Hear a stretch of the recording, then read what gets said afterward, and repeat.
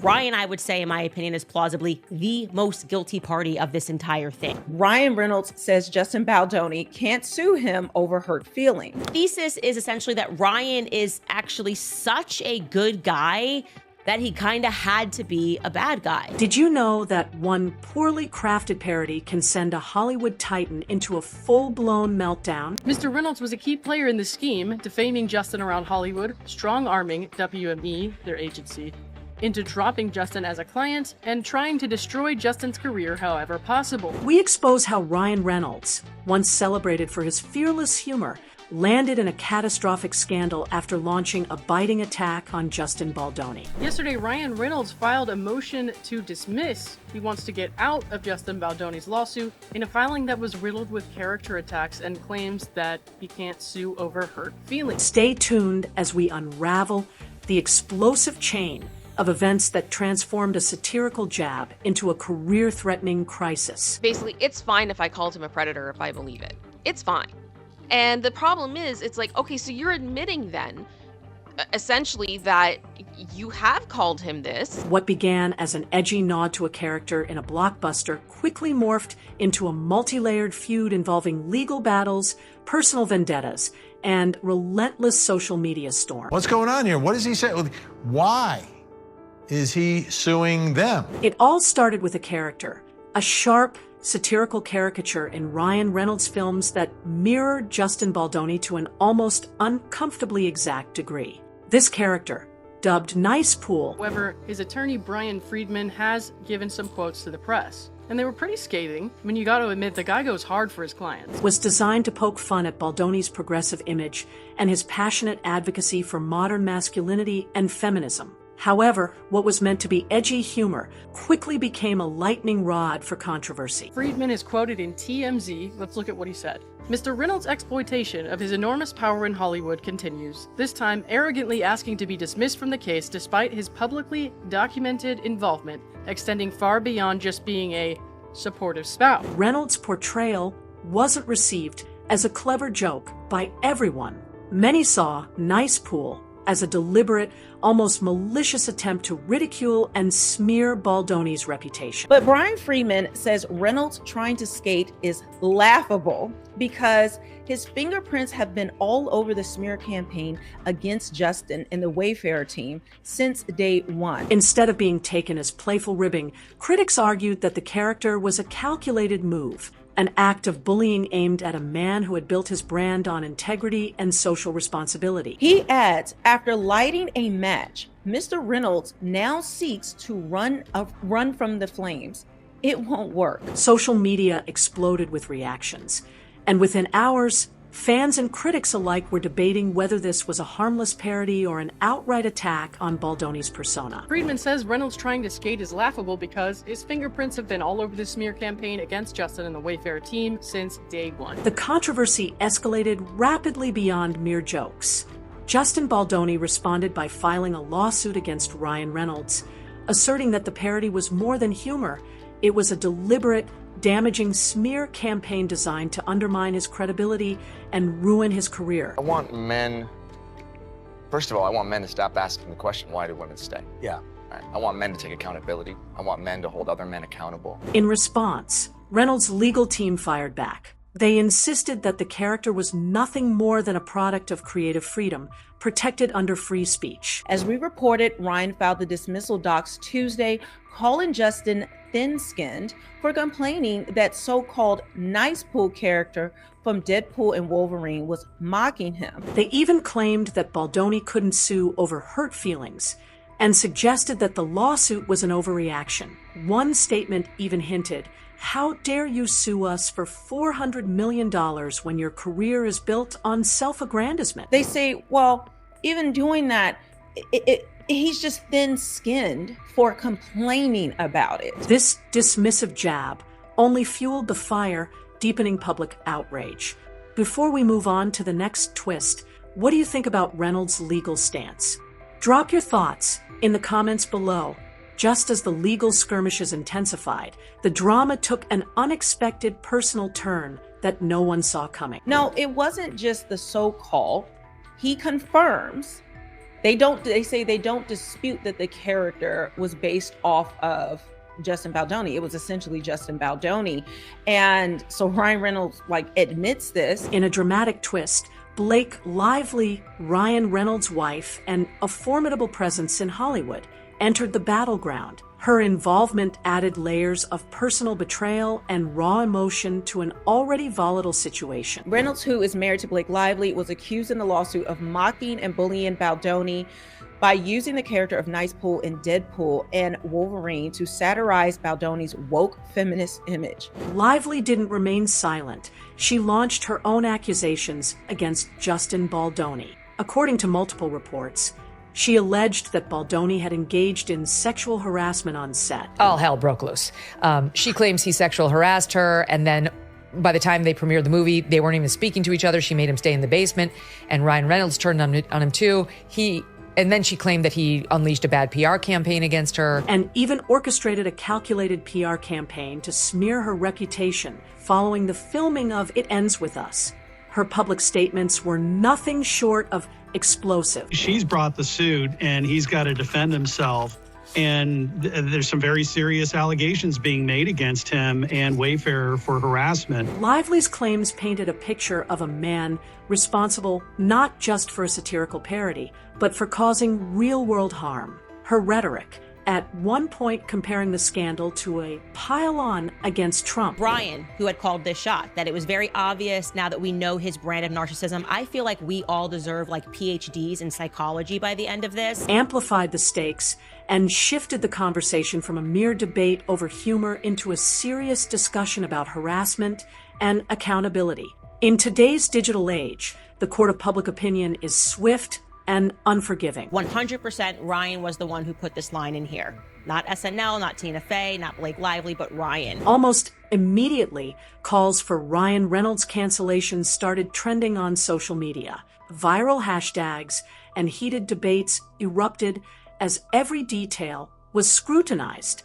Old interviews resurfaced, with Reynolds' past offhand comments now serving as ammunition. They are pulling quotations from a 2017 article as the opening to everything. Critics lambasted him for dismissing Baldoni's claims as thin-skinned outrage, arguing that such a cavalier attitude only perpetuates a culture of bullying among Hollywood's elite. The backlash was relentless. So negative press swirled around her during this whole, a month, right? Later, she would describe this as though it was the pile-on against Trump. Honestly, it's like most of us, especially in Republican politics or the news, this is called Tuesday for us. Fans who once admired Reynolds for his humor began to question whether his brand of satire was worth the high price he now had to pay. The phenomenon of cancel culture was in full force. Mr. Reynolds' exploitation of his enormous power in Hollywood continues. This time, arrogantly asking to be dismissed from the case despite his publicly documented involvement, extending far beyond just being a supportive spouse. And it wasn't long before the public demanded that Reynolds be held accountable for his actions, both on and off the screen. As the pressure mounted, the once confident Ryan Reynolds began to crack. Hollywood power couple Blake Lively and Ryan Reynolds and actor and director Justin Baldoni. The plot of this lawsuit is actually more interesting, I believe, than the film that they made. His public appearances, formerly filled with witty charm and playful banter, turned defensive and, at times, aggressively terse. The transformation was stark. Ryan, I would say, in my opinion, is plausibly the most guilty party of this entire thing, okay? He has just been publicly humiliating Justin Baldoni. The cool, irreverent anti-hero now appeared as a man overwhelmed by the consequences of his own controversial actions. Every interview and social media post revealed more cracks in his once impenetrable facade. Publicly humiliating Justin Baldoni. as soon as he could, as many times as he could, and using as many A-list actors as he could. Despite his legal team's efforts to dismiss the allegations as mere hurt feelings, the narrative grew that Reynolds was facing not just a legal battle, but a very real possibility of a personal and professional breakdown. The reason why the character is successful, it's actually him. And what better way to become successful than really just playing yourself? So, how did a single act of satire spiral into such a public meltdown? The answer lies in the blurred lines between creative expression and personal attack. Satire has always walked a tightrope between humor and offense. You creating this character in this Disney Marvel superhero movie where you mock him, threaten him, tease him, make fun of him, and then ultimately kill him? Reynolds' decision to base his character on Justin Baldoni, a man revered for his progressive values, was meant to be a bold, comedic statement. Yet, as the backlash revealed, the joke cut much deeper than intended. It's just a joke. You don't get it. You're thin-skinned if you're upset about it. That is how insane this is. Critics argued that while satire should punch up at the powerful, it should never devolve into an exercise in personal humiliation. Reynolds maintained that his work was simply a reflection of his signature style, unfiltered, unapologetic, and irreverent. And they are serious. Mr. Reynolds can appear on as many sketch shows as he wants and feebly try to make light of his current situation. But we will not stop until he is held accountable for his actions. However, the aggressive tone of the parody and his dismissive legal arguments painted a picture of a man who had strayed too far from the line of acceptable humor. The courtroom soon became the next arena in this dramatic saga. I felt like it was very aggressive, I agree, and I can't fault somebody for wanting to stick up for their partner, but there were parts of it as I was reading it, I couldn't help but feel like it was a bit petty. Reynolds' motion to dismiss the lawsuit was met with scathing criticism. Critics decried the move as a feeble attempt to dodge accountability by labeling serious allegations as mere emotional overreactions. Legal experts pointed out that while free speech is a vital protection, it does not grant celebrities a free pass to defame or bully others, especially when a character like Nice Pool is involved. All hell broke loose. She claims he sexual harassed her, and then by the time they premiered the movie, they weren't even speaking to each other. She made him stay in the basement, and Ryan Reynolds turned on him too. And then she claimed that he unleashed a bad PR campaign against her. The language in the filings was particularly telling. Phrases dismissing Baldoni's claims as overblown and thin-skinned outrage resonated poorly with a public already incensed by what they saw as a deliberate smear campaign. We actually want all evidence to come out that's proper and appropriate evidence. In many eyes, Reynolds' legal strategy was tone-deaf, reinforcing the notion that his actions had crossed an irreparable line. This isn't just a legal or media spectacle. You guys were complicit here. You guys were involved in this every step of the way. It's a deep dive into the mechanics of celebrity power and perception. In Hollywood, reputation is everything. Ryan Reynolds built his career on bold choices and fearless humor, but this incident exposed a vulnerability. Even the biggest stars can crumble when public sentiment turns against them. It wouldn't surprise me if that's what we see, but I do have to say that the arguments in this opposition were really good. Justin Baldoni, on the other hand, had carefully curated his image as a champion of progressive values. His rise was not merely a career move. It was a statement. The backlash from this controversy forced a stark confrontation between two very different approaches to fame. Baldoni's team drops a massive $400 million suit on Blake and a lawsuit against the New York Times. Then they publish 170 pages of perfectly documented texts and emails between all the parties that basically show Blake to be the aggressor. Here's the proof. Every tweet, headline, and contentious comment added another layer to a saga that has become a battle for the soul of modern celebrity. In the digital age, social media is not just a tool, it's the new public square. He mocked Baldoni in the process.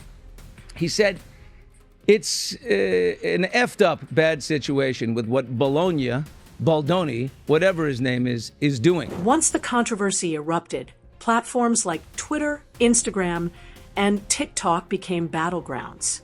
Hashtags calling for Reynolds cancellation spread like wildfire, and clips from old interviews were repurposed to paint a damning picture of his past behavior. It happened. Investigate it. Do a series of articles. Let's see it. The virality of the drama was undeniable. Every shared post and comment served as a reminder that in today's world, no one is above scrutiny. The relentless phenomenon of cancel culture, with its uncompromising demand for accountability. And they're arguing that California's tort claims, etc., damages in California are different because make their personal and professional homes, they may make claims in California. Ensured that even a single misstep could echo through a career for years. Psychological triggers like shock, curiosity, and empathy were all expertly at play, cementing this saga as a cautionary tale for Hollywood insiders. I think it's extraordinarily difficult to sue a media outlet and be successful. Most of these are done just for press, like, oh, I'm suing the New York Times for all this money, and they end up getting, devastated. Here, I think he has a pathway. Beyond the immediate fallout, this feud has sparked a larger debate about the responsibilities of those in power. It raises fundamental questions. Should celebrities be allowed to use their platforms without facing consequences? Is that they always say better to apologize and ask permission. Well, just not when you're defaming people. Does the right to free speech allow for personal attacks masked as satire? Or is there a higher standard of accountability in today's cultural climate? This controversy serves as a microcosm of a broader shift in Hollywood. I'm not really clear on why dates would be redacted. So it'll be interesting to see what the dates are. And as far as Sony is concerned, I believe there's a Variety article that I read that's published, that's out there, that says Sony received no complaints. As audiences become more discerning and vocal, even the most established stars must reckon with the impact of their words and actions. The fallout from this incident is a stark reminder that in a world governed by social media and instant reactions, every joke, every remark, and every controversial decision carries immense consequences. If they find that she just was dishonest and lied on one single point of evidence in this case, in her testimony, the jury instruction says that they are allowed to discount her entire testimony. What makes this saga so riveting is not just the legal and social media battles. It's also the deeply personal toll it takes on Ryan Reynolds. Once celebrated for his unyielding humor and charismatic presence, he now appears to be unraveling before our eyes. Then when there was negative backlash as a result, they painted all these false allegations against Justin in order to try to get back the power. The confident, quick-witted figure is now seen grappling with stress, his public persona cracking under the weight of relentless criticism and legal woes. Every public appearance, every interview hints at a man fighting an internal battle. They tried to completely intimidate him, and it's amazing to see that it hasn't worked. Reynolds' repeated dismissal of Baldoni's claims as mere hurt feelings has become emblematic of a broader cultural insensitivity, a factor that has contributed significantly to his current breakdown. The irony is palpable. The very humor that once defined his career has now become his undoing. And then Justin Baldoni did something very smart. He hired the lawyer who represented me in my fight with NBC News, which ended well. So, as we stand on the brink of this unfolding drama, the question remains, what comes next? The tension is palpable, and every new development promises another explosive chapter in this high-stakes narrative. Other footage is coming out of Blake Lively admitting, hey, when I get involved with projects, they hire me as the actress, and sometimes I don't really tell them, but I actually want to come in and I want to rewrite it, and I want to be a producer, and I want to do all of these things. She's literally admitted all of this blatantly. The legal battle is far from over.